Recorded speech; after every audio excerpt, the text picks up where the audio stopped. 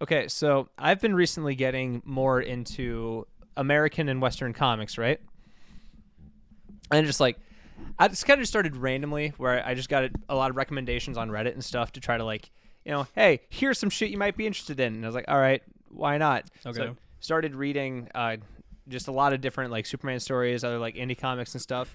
And it kind of like flipped a lot of like my like enjoyment for like comics and other like superhero stories. Because before it was like, I liked the old MCU and I liked Captain America and like some of the old DC stuff. As you do. And now it's like, damn, DC actually kicks Marvel's ass a lot of the time. And Really? it's, yeah. Like my favorite like superhero list like went from like maybe Daredevil, Spider-Man to like Cap. And now it's like Captain America solidly number 3 right now. Clark Kent Superman number 2. And the thing that I hate the most is that my current favorite comic book character is a motherfucker named Max Damage. How did you end up here? That's what I'm saying, right? I don't understand how I went from like the 2 blue Boy Scouts to the Blue what Boy Scouts. to, like I've fucking, never heard them called that in my entire life. I've heard that quite a bit, but yeah, no. The motherfucker named Max Damage is high-key the most interesting and compelling comic book character I've ever seen in my life. And I don't understand how. That is, I guess DC works in mysterious ways. No, it's not a DC story, which is... Oh, it's not DC? Yeah, it's an independent comic where it's like... It's 2 series... Hi, Kat. 2 stories that were published like as like sister stories. Right. The first one's called Irredeemable, which is like an evil Superman thing. Yeah. And the other one's called Incorruptible, which is like where imagine like the Superman character's name is Plutonian. One of his major villains, Max Damage, is like, oh shit, this dude is just destroying continents on a whim because it's Tuesday night and he's bored. Fuck that. I'm gonna be a superhero now. I don't know how to do that, but I'm gonna try my best, Chief. You know what? I love that for them. I absolutely adore that for them. It's actually like a fantastic concept, and it's like there's a lot of depth with his like power set too, because it's like he can go toe to toe with Plutonian because he has like superhuman strength, endurance, like all that stuff. But it scales with how long he's been awake, and he still gets like fatigued. So it's like actually like a really interesting like. So he has power to actually set. like manage himself properly rather than just like guns blazing, killing everything. It's so cool. And like they have like one big climactic fight towards like the end where it's like they're going toe to toe and they're punching each other, and like Tony looks at him and is like, Jesus, Max, how long have you been awake? And Max looks at him, long enough to kick your ass. And it's so fucking raw. I understand comic books now. Sometimes I regret not getting into comics sooner. I'm not a huge reading person, as you probably know. I know that very much. Even though my favorite thing of all time happens to be something that I have read. Yeah. So I would genuinely tell you, like, get one of like the subscription apps, because like the DC Infinite thing, it's like $7 a month, and you get like every DC thing that has ever been published. Oh, really? Yeah. Oh, interesting. So that's how I like read all of the Superman stories. That's why I read Dark Knight Returns. Yeah. And all that stuff. I recommend it if you like have even a remote interest in getting to know like how the medium has progressed. That makes sense. Speaking of recommendations, this is Kotalksu. The talk show out of Kotatsu. I almost fucked that up. Fantastic segue. I almost fucked that up. What an incredible segue. Holy shit. I am one of your hosts, Jace. And I am the other host. I am Dean. Dean just won. It's been a little while. Yeah. I know that. So, okay, at the time of recording this, we're still trying to get one of our other episodes uploaded because someone decided they wanted to go a little above and beyond on the editing, and YouTube decided no. Yeah, I got actively reprimanded for trying to like, make it more visually stimulating by having just like generic clips and footage from the shows you're talking about. It didn't matter if they were reversed. It didn't matter if they were in a different color. We still got flagged. I did fucking everything that I could, and YouTube said, nah, fuck that, Chief, and now I'm just really sad and angry. So that episode might come out at some point. At this point, I'm just going to put like a black bar over like everything and just say, you know what? Here you go, Chief.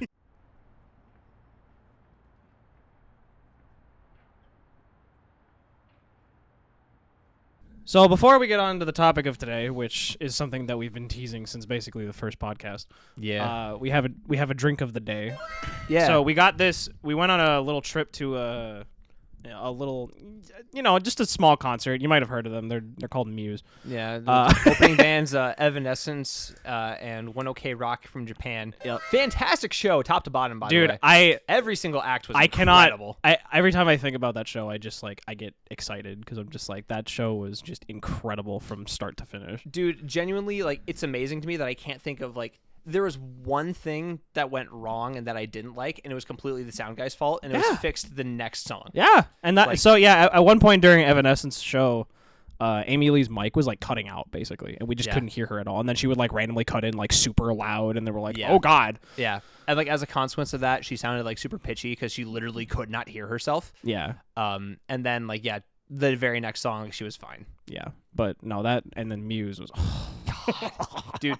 Okay, my favorite part about that was going with Jack too, because Jack listened to the whole of the new album Will the People, and he was like, "Yeah, I really don't care for this album that much." You got so much shit for showing people that album. I found out. I did. I got a lot of shit for showing people that album. You got shit from the 100 Gex fan. Yeah, which I will say to this day, I don't want to hear any sort of music critique from the person who unironically likes 100 Gex. It's just no, it's not happening. I'm sorry for any of you who are watching this who like 100 Gex. I'm not. I will not apologize. I can't. If I have to be stoned off my ass to get even a modicum of enjoyment from listening to beeps and boops that are off rhythm and off time, no, I simply will not. But yeah, Jack looking at me directly with just this look of pure disgust where they played "You Make Me Feel Like It's Halloween," and then looking back later God damn it, I liked it. Dude, how can you hate that song when they started off with fucking fugue in D minor? Yeah, it's so fucking. I actually sick. started with that and then went straight into the song, and it flowed so well, and it was so raw. I don't care that it's February. I frankly don't care. It was fucking. It was awesome. hype as fuck, dude. Okay, just their tone the entire time was so good. Every single song, the guitar tone, the bass tone, everything was just on point. It was crazy how good they sounded for being, live. They're fantastic. They're better live than they are in studio. It is kind of weird that is the case, actually. Yeah. It's very few artists who I would say that is the case. Yeah. And the fact that they're one of them is absolutely insane considering how complex their stuff is. And how insane they are. Yeah. Anyway, so... But... circling back... Aside... we stopped at a couple liquor stores, and we found this really interesting bottle of Japanese whiskey called Fuyu. Yeah. It was $40, I think. Something like that, Something like that. Really cool art on the front with a Oni and a female dragon of some kind. I don't know. Yeah, it's probably some kind of yokai, whatever. That probably. Fuyu means winter in Japanese. Reading the back of the bottle. Fuyu means winter in Japanese. Whiskey was distilled from multigrain mash corn on Honshu Island before resting oak barrels. The flavor is cocktails is old fashioned Manhattan. Looking for floral and youthful aromas of caramel spice. I don't know why. What does that mean? I don't know. And I'm cautiously excited to try it. All right, I'm gonna put my microphone down so I can pour the glass real quick. Yeah, Jace, do the pour. I trust you with my soul. That was a mistake. Yeah, a little bit. It's fine. Everything's fine. pour. Yes. The fuck? That there was a little spilly drop that I licked real quick. That is, I did. That is. Hang on. All right, I'm back. That's a. That's actually, I really like that nose. Oh, wait, hold on. Okay, yeah, letting it open up a little bit more. You get it's very sweet, very floral. Because I'm getting a lot of floral on that. I'm getting a lot of floral and just alcohol smell. For those of you who aren't huge on whiskey, Japanese whiskey tends to be a little bit more on the floral side with a lot of their drinks. So that's fine. It's very sweet. Yeah, very sweet. That's fine. I've had worse for sure. Yeah, I've also had better, but I wouldn't say no. It's a $40 whiskey that drinks a $30 to $20 whiskey. I think you're probably right. Yeah. I probably would not spend that much money on it, but no, I wouldn't. If I'm spending $40 on whiskey, I'm spending the extra $20 to get Old Forester Prohibition batch. You might as well. Okay. No, not bad. Not bad at all. Now that we've gotten past the introductions, It is finally time for the thing we have been teasing since basically the first episode. We are going to talk about a little thing called fate. Fate, has been a huge part of my life. It's been a huge part of Dean's life. It's been a huge part of both of our lives for the longest time. Oh, yeah. I mean, I only got into it back in like 2019 when Dean was actually the one who showed it to me. But, I mean, this series has had... Fuck, that was 4 years ago. That was 40 years ago. Think about that. I can't. That was before the world went to shit. Yeah. And then we went to go see Heaven's Feel 3 in theaters when the world was still in shit. Yeah. And but less in shit. Yeah, it was like 20 people total in the theater, all masked up, all like 2 seat units away from the next group. Hilarious, but like yeah. God. It was that is a movie experience that is going to sit with me. I will never forget seeing that movie in theaters for the first time. It was like everything that I have ever wanted from a movie experience. Fate is awesome. Like, that's the end of the podcast. All right, thank you there guys you go. for coming. I was. Fate's been one of those things that I've had like this vague understanding of and like this vague interest in since like 2013-ish when I was in middle school and like Fate Zero like first just came out. And then like I heard about it, I learned more about it, and then just kind of like forgot about it for a little bit. Dude, you think it's crazy that I found out about Fate 4 years ago? Fate Zero almost came out 10 years ago. It came out over 10 years ago. Over 10 years ago. That's fucking wild to think about. Unlimited Blade Works came out 7 years ago. Yeah, that math checks. Fucking hell. This shit's old. This shit's old now, and it still looks that good. And it still looks that good and holds up that well. Like, yeah. like, and we're still going. Yeah. We're still going. There's still so many more stories that can be told in this universe, and it's awesome.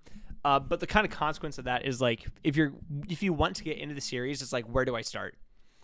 And so, one of the most controversial topics, yeah, is where do you start? Oddly enough. I don't want this to be like a where do you start like thing, because if you want to like where do I start with? Okay, are you going to get into the series no matter what? Start with the Stay Night visual novel. Yes. If you need like some kind of a hook, start Zero or start UBW. I don't care which at this point. I would prefer, and I would tell you, watch UBW first because it's more like in line with the rest of the tone of the rest of the franchise. But you can pick either, and you'll probably get some kind of enjoyment out of it. Mm-hmm. But honestly, like people just get like so confused and so intimidated when they see just the mass amount of like shows and like where does this fit on the timeline? Yeah. Is this a timeline thing? Like 99% of the time that I've ever had anybody who is like not sure if they wanted to get into it is like it just looks so confusing. It's like it's really not. People make it out to be way more confusing than it actually is. It's just multiple shows. Like, yeah, that's all it is. Like you can basically just imagine it's like here's the standard rules of the universe. And then here's this show. 3 routes. Yeah, this show with this take on it. And so I just kind of wanted to like probably do multiple episodes on this. But the first episode, just explaining like a quick intro into the world and the timeline of like what is the order that these shows occur if you want to get into it. Because that's where like there's a lot that you can go into with the timeline. And that's kind of what I want to do. So, yep. So I believe, kind of talking more about like Type Moon specifically as like an origin. I mean, their first big work was Tsugihime back in 2000, I believe. Card no Kyokai came first. Did it come first? Okay. Yeah, it's like late 90s. The light novels came out. Gotcha. Okay. Yeah. Yeah. So they started with Card no Kyokai as like a light novel, and that's the one that features Ryogi Shiki and like her powers and all that nonsense. And then after that was like their next big thing in I believe 2000, which was Tsukihime. Yeah, either 2000 or 2001. I can't remember off the top of my head, but yes, that was like the next big one. And collectively, those two set like the foundation for the greater universe, and then that branched off into Fate, which says like more rules attached to it, but it's all like the same like ground structure. And I kind of want to start there with like. Just like some quick terms that need to be explained for the universe. Starting with, first off, there's like 2 major forces in the universe, or on planet Earth specifically, called Gaia and Alaya. Gaia is essentially like the will of planet Earth to survive and like carry on as like a living planet. And each planet in the solar system has like its own like will that are like the types. So like imagine archetype Earth, also known as Arcwood Brunestad, things like that are like tied to Gaia. And then Alaya is the will of humanity to survive. So that's where you get like your Throne of Heroes, which is the heroic spirits, counter guardians like Emiya, so on and so forth. Collectively, when they work together, they make the counterforce, which is pretty important in several Type Moon works, but they don't always work together. Yeah. As you will find out very quickly. Yes. There's a lot of death. Yeah. A lot of fighting in this one. Yeah. But what is the counterforce? You know, that's like a fun term to throw out there, but what does it actually mean? The counterforce is like its main objective is to keep magicians from reaching the root. And what is the root? The root is like the center origin point of the universe where everything else spirals out from. When a mage or some kind of magical person reaches the root, they're granted one of true magic. And there are currently 5 known true magics, which is like the objective of every mage. Like you want to be ultra powerful, have one of these. Of 5, we know most about October. The first one we don't know exactly what it is, but it probably has something to do with like the origin of magical energy. Second one is how actually like parallel worlds kind of deal. Third is Steel, Kotalksu, Soul Steel. The fourth thing I know what the fuck is, it exists. It's cool, right? Especially this whole random universe of Nasuverse and all that stuff. There's things that like, I mean, it's been going on for 20 years. There's still going on. Yeah, it's like, it's been shown as a thing. We don't know what it is. Exactly. And I think that's where like other works are going to like, for example, the fact is, it's time related to time travel, and I expect that when we get Multi or 2, that's when we're going to learn about Fortnite and potentially like 6 and beyond. I think that could be really, really cool. But all of these like, 5 ones that we know for sure exist. Once a route to the root has been started used, it can only use one time. So you can only get third magic once. But you can pass it down to like your lineage. So like Einstein clan as a whole has the third magic, and Vortex line that like, has power can do it. And yeah, I think like difference between magic is like Mage is totally calculated science in time, and magic is like actually magic. There's no other for it. And that's like the entire foundation for the entire universe. Every single work that NASA has done ties into like these principles. These are like these central laws of the universe. Woohoo. By the way, this is a really fun experience for me because I know none of this shit. Right? I have a very, very good, like, decent understanding of a lot of the Fate stuff and a lot of the Tsukihime stuff, but a lot of, like, the background noise, I don't know any of it. So it's going to be a lot of Dean talking today. Dean just won. I'm with me interjecting on a couple things, but I'm going to try my best to make this beginner friendly. So if there's anything that I'm not explaining clear, please, like, say it so that I can elaborate more and make it clearer. Hitchhiker's Guide to the Fate verse. That's more or less what this is, yeah. Yes. So now we get into like the actual like how does this universe work? Well, there's 2 like major sub-universes, I guess, which are like the Tsukihime worlds and then the Fate worlds. There is a distinct point where these 2 branch out from like the timeline.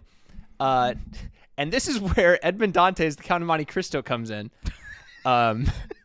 Which is a wild sentence to say out loud. Once again, if you don't know who we're talking about, Melty Blood. Yeah. He's a new character in Melty Blood. Yeah, and he's fucking sick. Look him up. He's very cool. Cool. He's so fucking raw. Yeah, in an audio drama CD that was released to like give more background on who Dantes is, like we got his full backstory, including like, you know, some of his adventures, like being the Count of Monte Cristo, escaping from was it Chateau d'If, the big prison in CMC.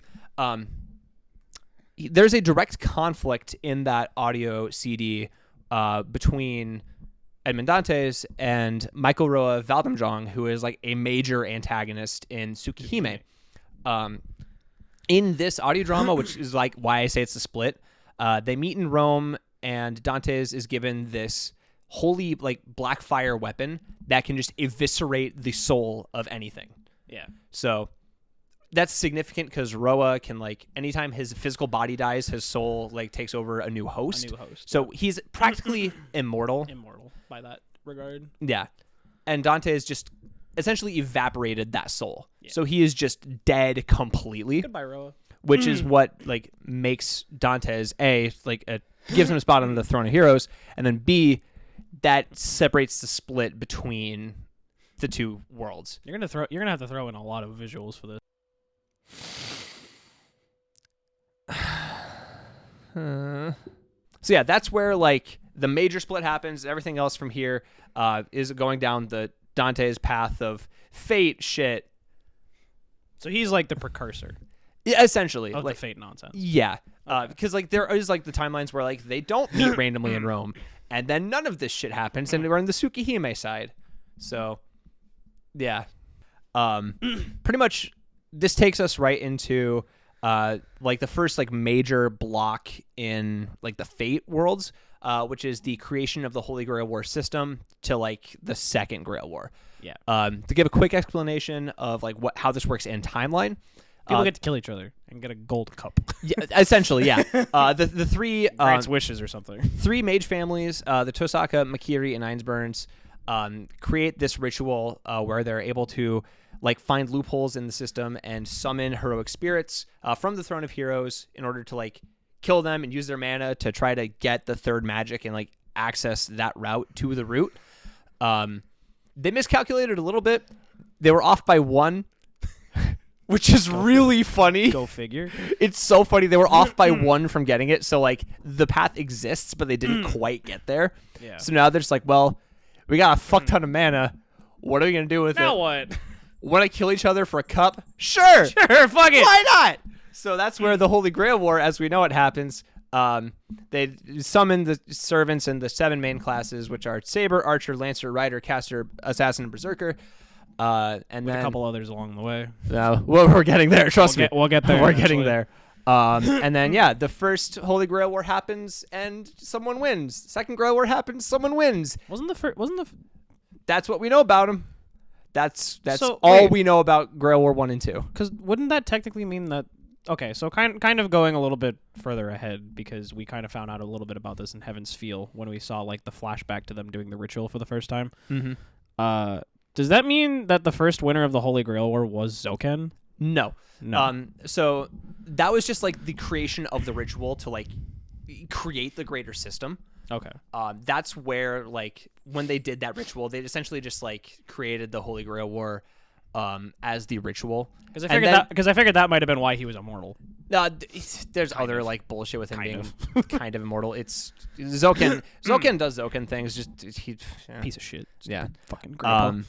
Yeah. They just like made the system and then brought in some other dudes to be like, "Hey, yo, Chief, you want to fight for a cup?" And then that's where you get the 7 masters from.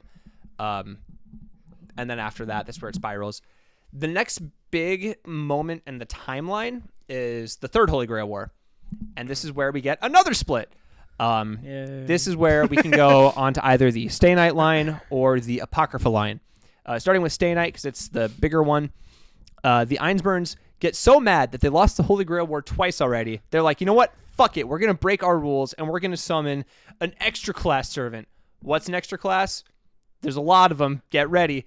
The one that they go with for Holy Grail War 3 is an Avenger, which is just someone that's really angry. Yep. And that was how do you even pronounce his name? Angra Monyu. Angra Monyu. Yeah. Because I remember the spelling looked super fucking weird. You can also call him Angry Mango.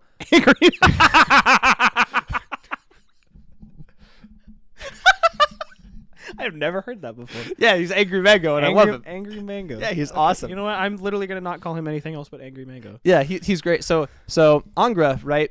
Angry. He is the like Zoroastrian devil is the best way to explain it, where they like came up with this scapegoat to be like, hey yo, everything sucks. It's this guy's fault. Let's beat him up. And that's what made Angra Monyu. So he's really like weak and can't fight other servants well at all. He dies immediately. Yep. But he's great at killing humans. Like genuinely top 3 in the entire universe at killing humans. You're just the best at killing humans. Basically, yeah. It's fucking insane. But yeah, no, he loses and he's so mad that he's like, what the fuck? I just get summoned and die immediately? This is bullshit. So he takes the Grail, right? And makes it evil.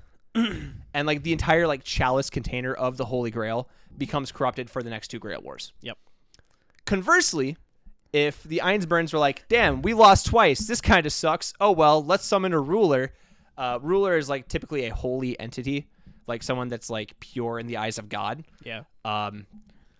In the third Grail War in this timeline, they summon Amakusa Shiro, who is kind of clickbait named Shiro Kotomine, which is bullshit because he's neither of those things. Which is funny, but yeah, it's hey man, it gets the clicks. it does. It literally is a clickbait like name, Yeah. and I hate it a little bit. Doesn't he kind of look like the two though?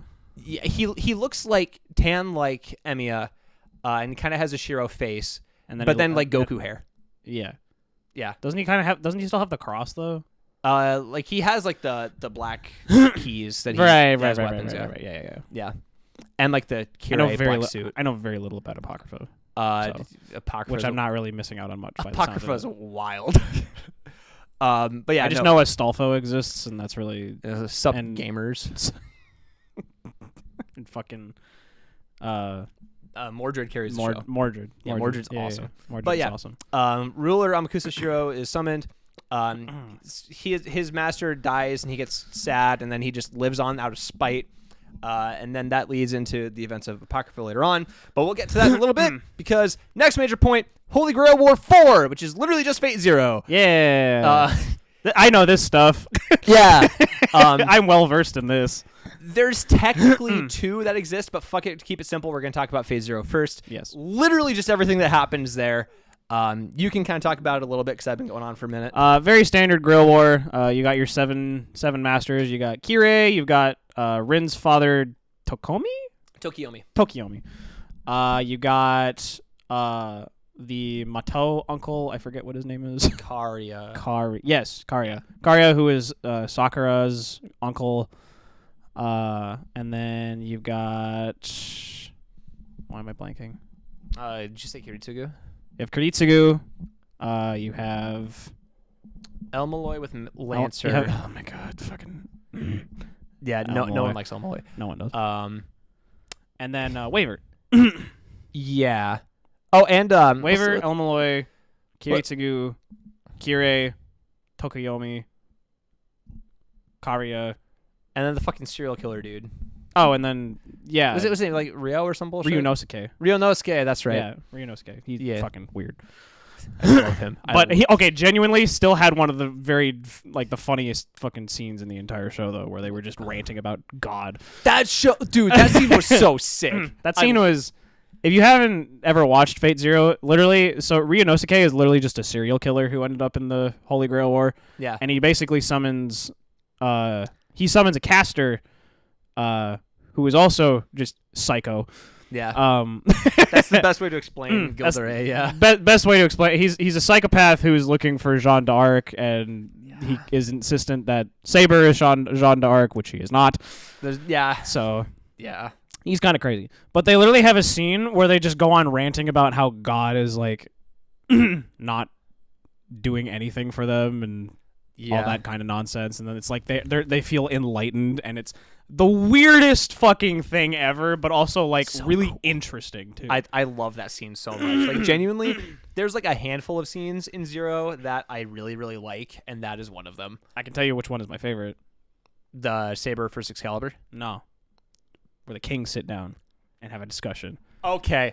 Hold love on. That scene. I'm glad you do, buddy. Much. I'm glad you do. I love that scene so much.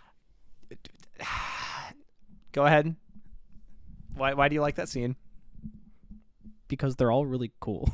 And just, I don't know, the dynamic of having 3 kings just kind of, talk out how they feel the world should be, how they should rule over people, and giving Saber a lot of shit for how she handles her people, and that they think that she should just rule her people as a ruler and not as a fellow comrade type deal. Yeah, blatant character assassination for Saber. Yeah, basically. Awesome. Love that. Because, okay. Look, putting that aside.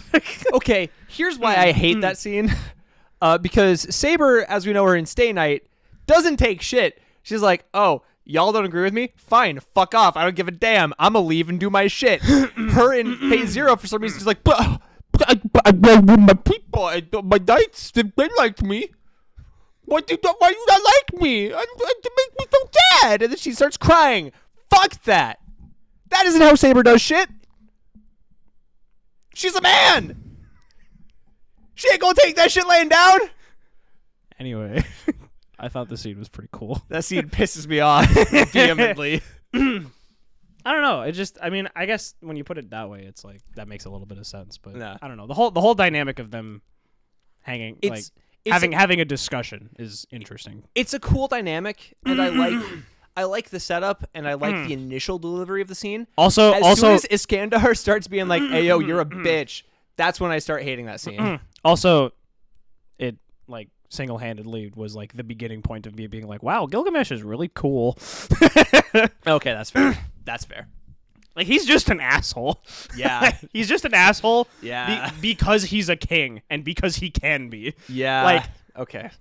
That's very like I will agree with you there. That the scene does do a great job of making Gil just a bastard. yeah, Gilgamesh is like probably in my top 3 favorite characters in the entire franchise. Like, I will go above and beyond about how much I fucking love that character just because he's I'm a huge villain person, and that's part of it. I don't like him But- as much as you do, but I agree that he is very well written. He's such a good fucking character. And we haven't even gotten to Babylonia yet, which like cemented God. him as one of my favorite There's characters of all so time. much extra Gilgamesh content. Like, as much as like Saber is the poster child of the franchise, Gil is the character that appears the most. Like, he's in Zero, he's in Stay Night, he's in Hollow Atraxia, he's in Gohan, kind of. Strange Fake. He's in Strange Fake, he's in Extra, he's in Grand Order, he's a major character in Grand Order. Basically, if it exists in Fate, Gilgamesh is there. and he's fucking raw. He's so awesome. Yeah. Dude, I'm so excited for the Strange Fake anime to come out. Dude, I've been telling you that the Strange Fake... I know. We're going to get there. We're going to get there later. But I've been telling you, the Strange Fake is going to be your favorite thing. I'm so excited, dude. You're telling me I get an entire anime of just Gilgamesh and Enkidu? Please. Yeah. It's going to be cool. And the animation looks super, super good, too. Oh, yeah. No, it's A1 Pictures, right? Yes. Yeah. They've been on a massive roll lately. Yeah. If it's half as good as Kage Season 3 and Like Horse Recoil, it's going to be one of the prettiest shows of the year by far. Yeah. All right. So we were talking about the king scene, and yeah. Yeah. So yeah, Fate Zero. It was like basically the introduction to how the Holy Grail system works as like an anime version. Yeah. But like, and it gives you a bunch of, the interesting part about it to me is how it gives you a bunch of different perspectives as to why people are fighting in the Holy Grail War. You know? Yeah. Karya Mato is doing it for the sake of Sakura. Mm-hmm. You have Tokiomi, who's doing it because he is a Tosaka, and that's just kind of his thing. Yep. Kirei, because he's a bastard. Yeah, Kirei's initially doing it because he was told to, and then he's like, no, I get to kill people and it's okay. Oh. Kiritsugu is doing it because he got hired to he do got it. hired to do it, which is Yeah, it's he got hired to do it, and he blows up a building. Says, "Damn, I got soft." he did do that. I fucking hate Kiritsugu so much. I love how much I you hate fucking Kiritsugu. hate Kiritsugu, dude. Ryunosuke doing it for pretty similar reason that. No, he just stumbled into this shit. he He has did- no he- idea what's going on. Well, He's when he like, ended up doing it, he started doing it for a pretty similar reason to Kirei, where it was just like, I can kill people and it's okay. hell yeah, Sweet, that's okay. awesome. Like, yeah. Ryunosuke is my favorite master. I fucking love him. He's Dude. fucking hilarious. Yeah. Except for the whole kidnapping kids part. That was Yeah, less, that part funny. was fucked up. Less funny. But Yeah. Not funny, but a great villain motivation of like, damn, Yes. he's just an unapologetic, unredeemable bastard. Which also gave a really cool episode where it was just Rin being cool as a kid. Why is that episode there? I don't know, but Why? it was cool. Glad you think so, buddy. It made me like Rin more. I'm glad. I'm happy for you. Yay. Yeah. But no, that's pretty much a majority of Holy Grail War 4. There is an asterisk on that. Like, canonically, the fourth Holy Grail War does happen in Apocrypha, but it's different, and I'll talk about it in a little bit. Yeah. Because I have a grand conspiracy theory on how the timeline flows, so bear with me. The major events of Fate Zero are basically just boiled down to like all these servants get summoned, and then there's a bunch of things with Castor becoming like this giant abomination. and they Yeah, have to giant kill- eldritch demon. and Gilgamesh gets to ride on a ship, and that's really fucking funny. So you want to actually talk about my favorite scene? It's the dog fight between Gilgamesh and Berserker. You want to talk about my favorite scene? That's just so funny. My favorite scene is the Saber versus Berserker fight, Oh, because yeah. that's like, so spoilers. Berserker. There's going to be is- a few of those, by the way. Yeah, there just will be. in case you're curious. Zero Berserker is Lancelot, gone fucking insane, and like they have a fight with Berserker against Saber, and at the very end he's like, "Damn, I just want you to know, yeah, I went crazy and left, but never once did I think you weren't a good king." And then he fucking dies, and Saber's like, "I just killed Lancelot," Yep. and has a bit of a breakdown, which is fair. Yep. But yeah, no, that's a majority of like the actual stuff that we know happened in Zero. Everything else will be speculation on my part. And then we also got the Kirei Kiritsugu dynamic of them Yep. hating each other and being complete opposites, basically. Yep. And then we got the actual fight, which was really fucking cool. Yep. And how their character arcs are literally perpendicular, straight lines going in opposite directions. Yep. Yeah. So, Holy Grail War 5, basically just Fate Stay Night, with a couple extra things. There's four confirmed. Actually, no, that's not true. There's 5 confirmed 5th Holy Grail Wars that we know about, and 3 of them come from Stay Night. So, the Stay Night has 3 main routes, which if you are going to play it or watch it, you have to do so in order.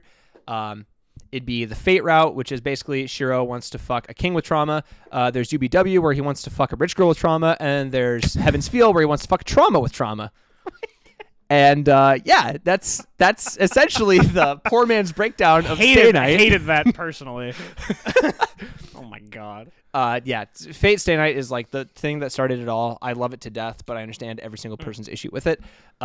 Because fun fact, and I'm sure this is where some of you might actually know what Fate Stay Night is. It started off as a hentai visual novel. Yes, sir. That was its purpose. Yeah, just like Tsukihime. So I read the visual novel in its entirety. All of the sex scenes are really fucking cringe and bad, and only one of them is plot necessary. Yep. And all of the others are really funny. They're just fucking hysterical with how badly written they are. It is just funny watching somebody try so desperately to write sex scenes. It's like, because the reason that it was an eroge was because they're like, damn, this isn't going to sell otherwise. No one wants to read a visual novel that doesn't have titties in it. Exactly. So then they just like wrote it as with like, okay. And then they very quickly realized, oh shit, people like this not for the titties. Okay. Yeah, and then they're like, thank God we don't have to write. Thank God we don't have to draw titties anymore. This is awesome. The 3 routes just kind of go as normal. Fate route, they end up Shiro and Saber like realize, oh hey, we're kind of like the peas in a pod, and we can destroy the cup now because it'll stop Kirei and Gil from destroying the world. That's cool. Should mention, by the way, the different servants and masters for this one as well. Sure. Shiro obviously is Saber's master. Rin being Archer's master. Lancer's master is Kirei, technically. Yeah. Is also Gil's master because Gil carried over from reasons. Ryder's master is Shinji. Definitely not Sakura. Yeah. Shinji / Sakura. Shinji bitch ass motherfucker. Yeah. Caster's master is one of the teachers at the school. It makes sense. I promise. Yeah. You just kind of roll with it. Assassin's master is Caster. Roll with it. It makes sense. I promise. Roll with it. Unless we're talking about Heaven's Feel, in which case Assassin's master is also Kirei. No, it's not. Zoken. No, you're right. It's Zoken. Dumbass. Duh. And then Berserker is Heracles, and his master is Ilya's von Einsburn, who I love preciously. She's so adorable. And just like all the routes have like differences, but they all kind of end the same way. Like the Grail is destroyed, and then everyone goes on their own separate ways and just live the rest of their lives for how we get there is a little different. Right. The content is different, but the result is the same. Yes. However, there are 2 other versions of the 5th Holy Grail War that we know exist. One is from the Extraverse, which is like Fate Extra, CCC, so on, where 5th Holy Grail War is going on. Something terrible happens and the planet dies, basically. Woo. So then, like, that all just goes into Extra, and yeah, this happened, I guess. And the other one that we know about that exists is the 5th Holy Grail War from Fate Grand Order. Yes. Because it always ties back to Fuyuki. Of course. Where the founder of Chaldea, like, wins an uncorrupted Holy Grail, and is like, hey, yo, I just need power and resources so that I can make this and save humanity. Yeah. That's literally it. So he basically just gets a shit ton of money and influence and then just creates Chaldea. It's one hell of a fucking wish. Yeah, it's literally he just wishes for enough money to do this shit, and that's what he gets. And this is where we tie back to my headcanon, where it goes back to the 3rd Holy Grail War, where the Einsburn summon a ruler. We know that the 4th Holy Grail War also happens in the Apocrypha timeline. Yeah. So like we know that there has to be like an uncorrupted Grail at some point for the Fourth Holy Grail War, and this is where I think this is like timeline 0. So, kind of going back to the different branches of Fate's Day Night, because this is kind of what we were talking about before, where people get kind of confused as to like how exactly you're supposed to like watch the shows and stuff like that. Yeah. So they wanted to adapt all 3 of the different routes in their own way. Basically, is what they did. So that is where the quote unquote confusion comes from. Yeah. It's really not that confusing, but Yeah. I mean, it's just different routes is all it is. It's the same story told in a different way, yada, yada, yada. Some differences, but like you get, quote, the full story by going through all 3. Yeah. Yeah, that's literally everything about Fifth Holy Grail War, Stay Night, and etc. Without diving too deep into like the actual context of each route. Yeah. And then after that, you get into point 5. What happens after that? And there's like 4 major ones. Following the events of Stay Night, or just the Fifth Holy Grail War in general, you get Hollow Ataraxia, which is a direct sequel to all of Stay Night. Yep. It makes sense. This is where Angermanyu happens, and Angermanyu happens. That's the best way to say it. Just like, Hollow Ataraxia exists. I don't really know the most about it, so I don't want to like lead people The only thing I know about it is that even people who are like a little skeptical about the original Fate Stay Night visual novel love Hollow Ataraxia. Everyone loves Hollow Ataraxia, yeah. No, it's like... I need to finish it because I started it and I never finished it. Several of the characters that appear in Hollow Ataraxia are like fan favorites. Right, yeah. It's fucking amazing.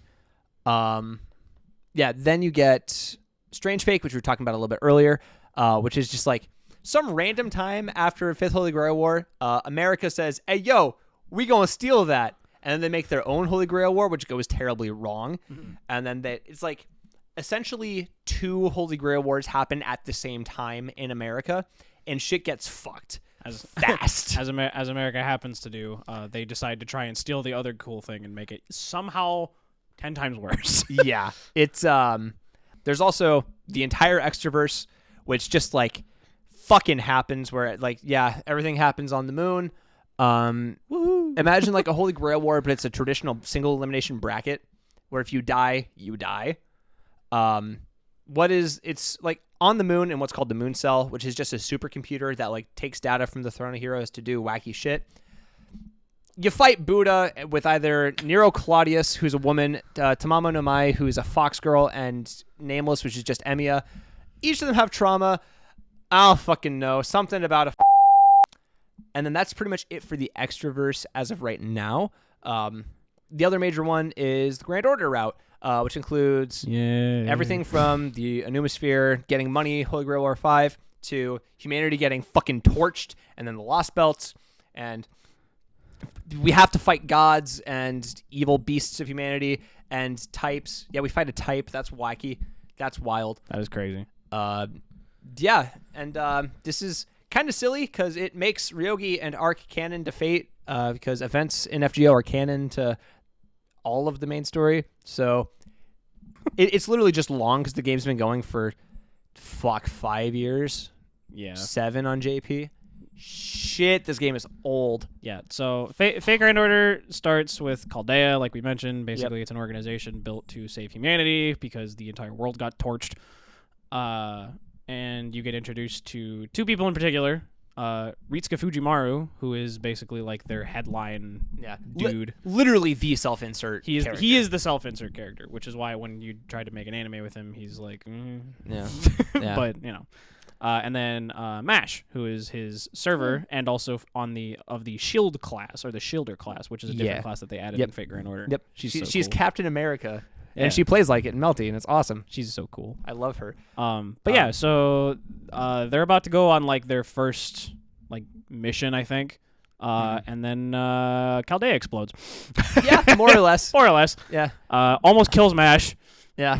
But then they make a contract basically, and the first singularity was Fuyuki, which is like the tutorial basically. Yeah. You get to see Lancer Rider, which was fucking cool. But Lancer's a caster. Yeah, but he's Lancer's awesome. Lancer's a caster, and he's even more cool. Yeah. Archer is still an archer. Yeah, and he dies. And then you fight Salter at the end, and your boss dies. It's cool. Fuck it, I'm doing it now. Hold on. So when we were like initially planning this, I was like, yeah, I've got like I want to do like a quick like TLDR on all of the FGO singularities. So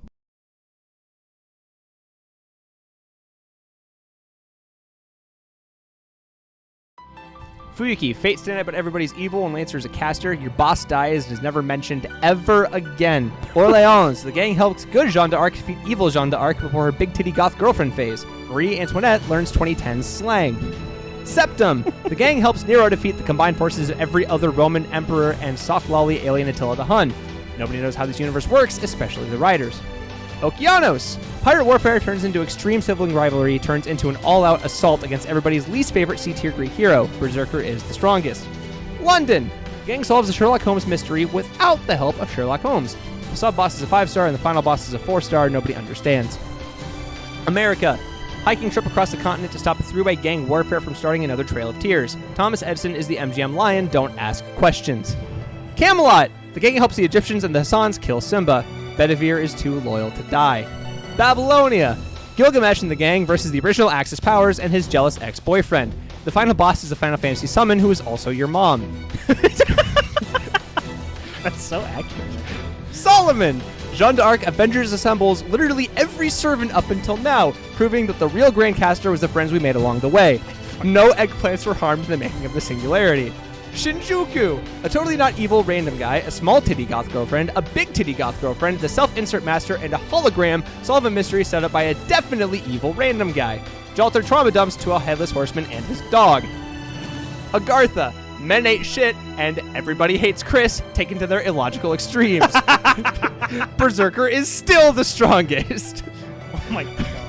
Shimosa, the girl that leapt through time, reenacts the plot of The Princess Bride, with not Tamamo filling the role of Andre the Giant. Everybody hates the monk. Salem, Abigail Williams wants friends so bad, she becomes an avatar for an eldritch god in exchange for pancakes. Despite her class literally being called foreigner, Nasu is somehow less racist than Lovecraft. Lost Belt Prologue, evil not Tamamo sieges Chaldea, and not Kirei kills Da Vinci, not clickbait. The planet fails the Clorox challenge, don't ask questions. Anastasia, the gang escapes to an alternate timeline for humanity where everybody's a furry. Elephant Ivan the Terrible is killed using the power of Twinkle Twinkle Little Star and golems! Götterdämmerung, Napoleon saves Norse mythology from the guy from Thor Ragnarok. Ilya is also there. SIN, the way out of your league Vampire Senpai really loves horsecock. The final boss is Chinese David Bowie, but a moth. Stop asking questions. Yuga Keshetra, I think, is how it's pronounced. Sibling rivalry taken to the illogical extreme, featuring a time loop, Hot Wheels, Indian Jeanne d'Arc, and a neat. Everybody loves Pepe. Atlantis, Corday, this is my master. I've just met them, but if anything happens to them, I will kill everybody in this Lost Belt and then myself. This is the emotional high point of Lost Belt 5. Olympus, also Lost Belt 5. The gang joins a gang and join forces with the girl that leapt through time to kill more robo-gods and your jealous ex-boyfriend. Your once-dead boss is back for revenge. Heian Kyo, the gang joins forces with Bara Bara motherfucker Sakata Kentoki to fight police brutality and kill a monk. It's just a ripoff of Gundam.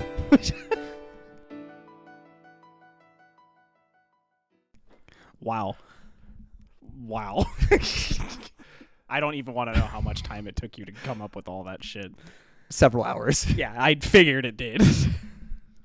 Jesus Christ. I kind of love FGO a little bit. There's also a couple other Fate works that don't really fit into any of like the other major timelines that we talked about. The four big ones that I want to talk about are Type Redline, Perilia, Amiyo no Gohan, and Fate Prototype. Type Redline is kind of just an alternate take on the Third Holy Grail War because it takes place in World War II, but it uses exclusively Japanese servants. So like Okita Soji, Oda Nobunaga, and Okada Izo are like some of the standout highlights.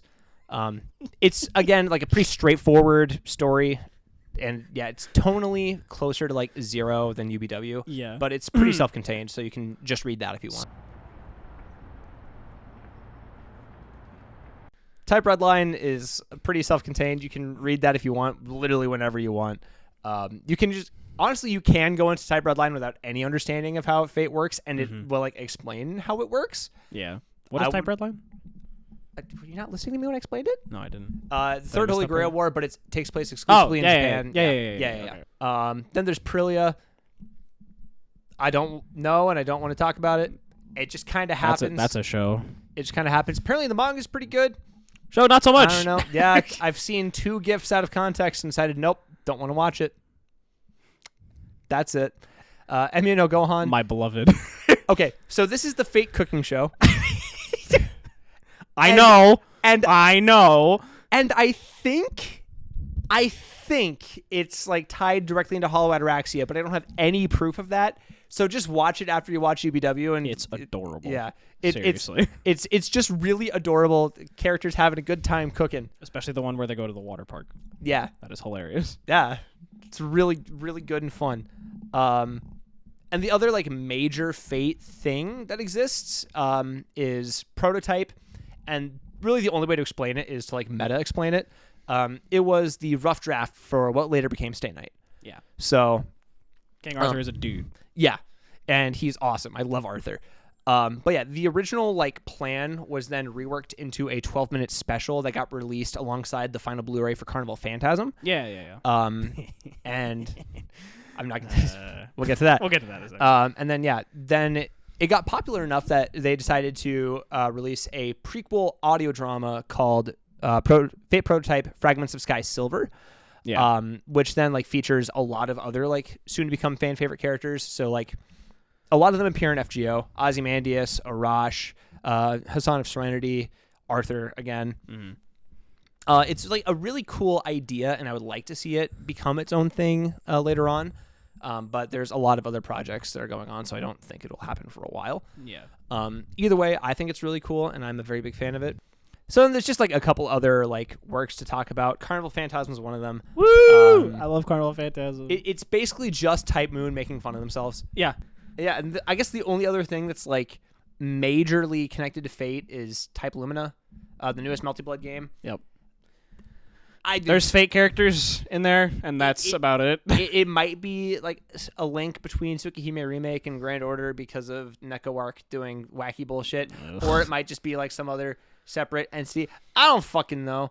I don't really want it to. I want to keep Melty separate more from Fate stuff, just because a lot of the characters are from the Tsukihime remake, and yeah, that in itself is really good, which I still need to finish. Yeah, that's like the major thing. Yeah. About Fate that I guess to like for the timeline. So Now I'll work on a graphic and throw it up here in post so you can kind of see how everything like flows into itself. If you want to be specific with it.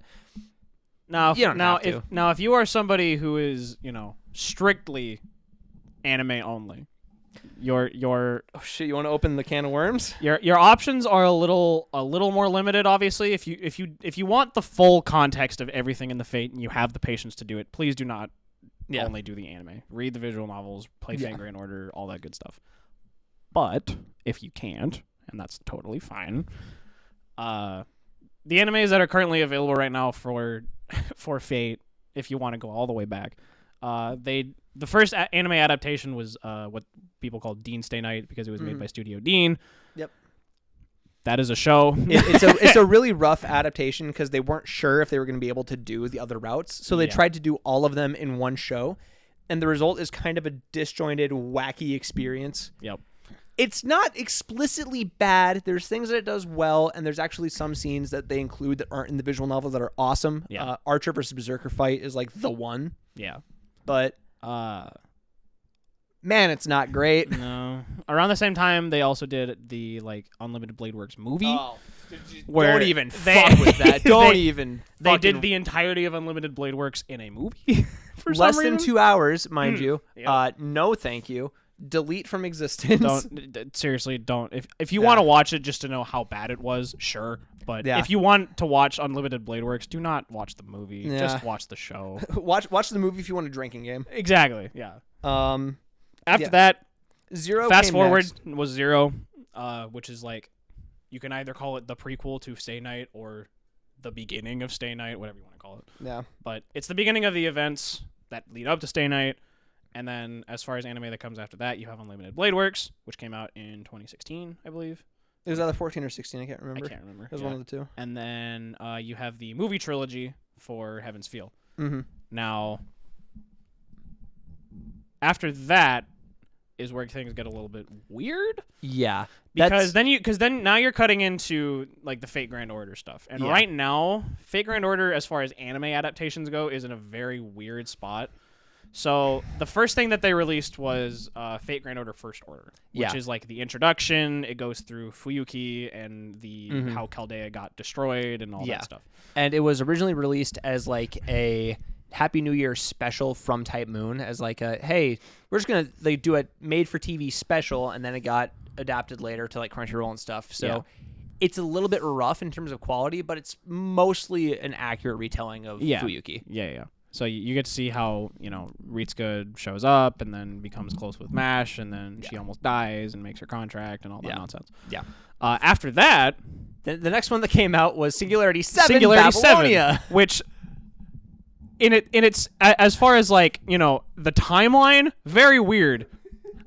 Dude, it still pisses me off that they went from prologue, chapter 7, then chapter 6, and then the finale. It's so fucking.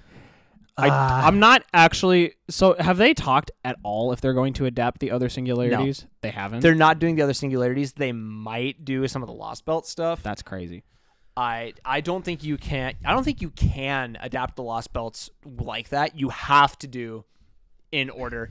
Yeah. Like prologue, Anastasia, Götterdämmerung, so on and so forth. You have to do it chronologically. So, see, and then the nice thing though with the way they decided to do, you know, the 7 Singularities is that while they didn't go through the first 5, basically, the shows itself, or the Babylonia itself, fantastic show.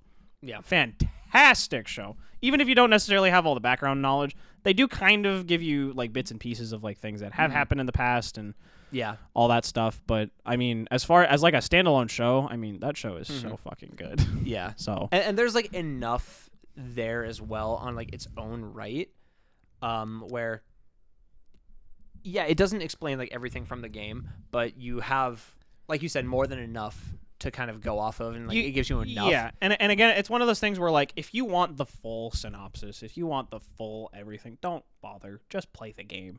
Yeah.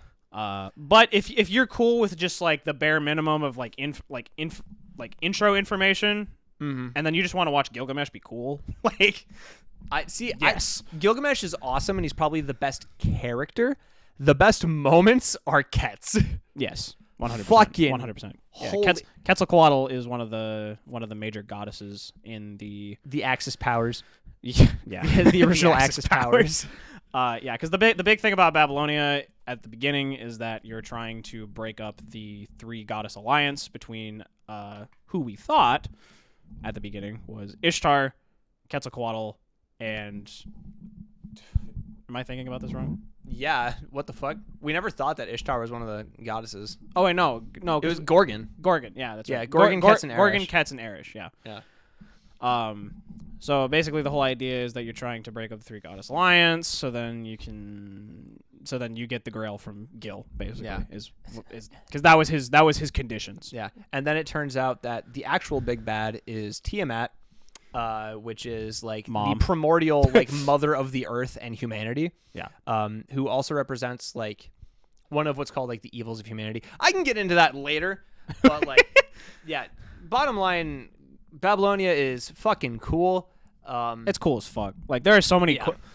Not only are there so many like cool like animation moments and like story moments, there's so many cool music moments. Yeah. That show's music is incredible. I think Babylonia is one of the few like shows that production gets a 10 out of 10. Yes. Like it's so fucking pretty. The music is standout, the animation is standout, the story is good. I mean, like I said, if you don't care about getting like the full synopsis of the entirety of the rest of the Singularities, Babylonia is fucking fantastic. Yeah. On the other hand, okay, the Camelot movies fucking suck. There's a Camelot movie that came out. There's 2. There's 2 Camelot They're movies both that came out. dog ass. And that is the 6th Singularity. And here's the thing about that. Camelot is my favorite Singularity, and to this day, it is still my favorite story chapter, probably until the Camelot Lost Belt comes out. Yeah. But the movies fucking tear it to shreds, and just they're not able to include half of the awesome content. Like, most of the characters that are really important don't get any depth or are just straight up cut from the movie. Yep. And then all the dynamics with the knights are changed because of time constraints. Bedivere doesn't get to be the awesome too loyal to die character that I love. Nope. They don't give you nearly enough with Agravain and with the Lion King, who is just like got Rangominiad, King Arthur's spear, taking full possession of adult Artoria's body. Yeah. That's like the best way to explain it. I'm just gonna straight up tell you, don't watch Camelot movies. Yeah. They're just if you want the info, just either read the wiki or play the game. yeah, Genuinely, that's or what just you watch a gotta do. playthrough or something. Yeah. You can do that too. It makes me so sad. And then they released the Solomon movie. the Solomon movie, or the final singularity, quote unquote. It's the final singularity. It's the final singularity. Yeah. Yeah. But which is basically Avengers Endgame. yeah, but Fate. It's which sick. Honest to God, really fucking cool. Yeah. Like, I was getting hyped up when I watched that for the first time. I love Jean d'Arc being Captain America and doing the Avengers Assemble thing. Yeah. It's so As awesome. as somebody who didn't play the game, I found the movie to be pretty enjoyable. Actually, I didn't think it was like as good as like Babylonia per se. Oh, absolutely not. But like I definitely got quite a bit of enjoyment out of it as like an ending to like what was happening, and even some of the like even then still like some of the twists, like Oh, yeah. blew my fucking mind. Like I was not expecting that. You didn't see that coming. No. Okay. Spoiler warning. Oh, you just want to talk about it? We'll put up a spoiler warning. Okay, We'll fine. skip to this time frame here. Okay, sure. Let's if- fucking go.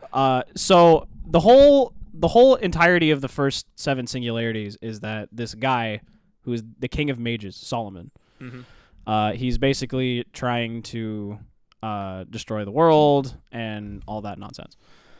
You find out when you get to the final singularity that King Solomon is actually Okay, so quick on that. What we thought was King Solomon is actually like the context of Yes. of like all of the 72 demons that Solomon like contained, whatever. Yeah. Called Goetia or Goetia or however the fuck you pronounce it. Yeah. The actual King Solomon Is Dr. Roman, who you have been hanging out with at Chaldea for the last 7 singularities. Yeah. Surprise. And like the reveal of that, because like it cannot be stressed enough. Playing the game, like every character's like, I don't know if you can trust Dr. Roman, man. This man, he just knows things. Like that's pretty sketch. And then to get to that where he's like, I've been hiding I have a secret, and then he just is Solomon. Yep. You see him use his noble phantasm to make Goetia human, and then he dies for good. Like, you cannot bring him back. Which is such a shame because I fucking love Roman. I love Romani. Every time, like, every now and again, someone on r/Grand Order will, like, post a picture of, like, never forget who we lost to get here, and front and center every single time is Romani. Man. And it's like, fuck. I miss him. 'Cause, like, such a good character. Because like that's one of the things that I got spoiled about when I was playing through the game, and I was like, okay, that's pretty neat. And then I witnessed the moment, and I was like, my jaw literally dropped. Wait, and I was no, like, come back. like it's one of 2 times I've played FGO, and my jaw has hit the floor. Yeah. The other time was the reveal of Bedivere. Yeah. Doing his thing. Yeah. But no, fucking Solomon movie is, having played the game, great fan service. Had to cut a decent amount to make it into a film, but it works. It works fine. Yeah. I would have liked a little bit more, like, anything about Edmond Dantes instead of just randomly being like, hey, yo, I got here. your back, chief. Let's up? go. What's good? What's good? Because that's also the thing. Edmond Dantes, like, why he's the most important guy. He's like, hey, yo, Mr. Last Master Humanity, I got your back. I'm your Batman. And never again. He's just in universe, like in the game, he's always there. Yeah. Like he should be like permanently with you like MASH. Right. But he's just not. So it's like, all right, well, cool. whatever. Thanks, man. Appreciate it. Appreciate the help. Yeah. Fucking, I love Dantes so much. He's so raw. But yeah, so I think that's it. I think that's everything that we wanted to talk pretty about. much everything we for the wanted to talk timeline. about. I think next episode would be like maybe going more in depth in like the actual events. Yes, and that's what I'd like to do for sure, because I definitely want to talk a little bit more about like the actual in-depth events of Fate Stay Night and Babylonia and Heaven's Feel, because we have a lot to talk about. There are. I think we could probably split it up into like Stay Night 0 and then like the other works. Yeah, would probably be the best way to do it. Or we could just do Fate Stay Night as like a whole, and then do like 0 Babylonia, make you watch Apocrypha. Unfortunately, but yes. Woo! Yeah! Yay! You gotta watch Apocrypha. Kill me. It's not that bad. It's not that bad. Okay. Yeah. As long as you're sure, because I've heard very not good things about it. Mordred exists. That's so the show cannot be unwatchable garbage. Okay. It's literally just I hope you're right about that. Yeah. I can tell you now, you will like Astolfo by the end. You will like Jean from the beginning. Yeah. You will love Mordred. Yeah, I'm sure. Yeah. I'm sure. I don't think you'll like any of like the... You're probably not going to like Amakusa. You might like Semiramis. I do still need to finish reading Hollow Water Axia too. Oh, same. Yeah. Oh my God. Yeah. The fact neither of us have finished reading that is kind of insane. So anyway, yeah, that's part one of the Fate Hitchhiker's Guide to the Fateverse. That is what we're calling it, because it's funny. Yeah. If this podcast helped turn you on to Fate, awesome. Then we did our job correctly. Yeah. If not, yeah. If you have joke's on you. You're missing out. If anyone has any questions about how anything works, like in the universe, feel free to leave a comment. I will answer as best as I can. Yeah. And then other than that, if you want to know like personal recommendations or anything like that, we'll talk about that more in a future episode. Yeah, for sure.